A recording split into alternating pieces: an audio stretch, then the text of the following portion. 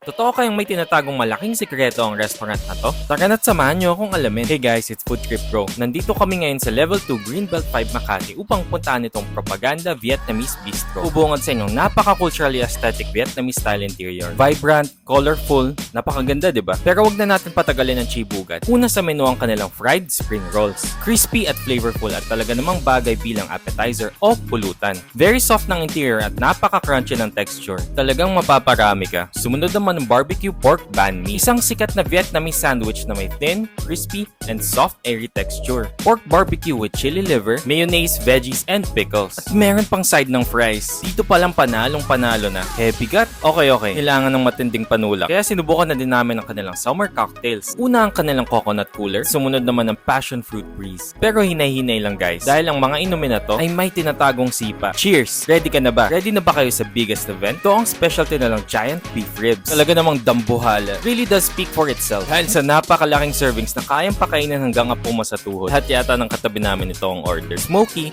tender, at napaka-juicy. Hindi kami nagbibiro kung sinabi naming fall off the bones. Parang corned beef ang texture kumbaga. Napaka-rich ng lasa ng sabaw dahil sa smokiness ng beef. Panalong panalo. The best dahil na-challenge kami sa dambuhalang beef rib. Kailangan namin ng signature panghimagas na sticky mango rice. Ay, heaven talaga. From the food, staff, and ambience, overall napakaganda ng experience namin dito. Siguradong babalikan namin, lalo na ang giant beef ribs. So ano, tara na, papauli ka pa ba?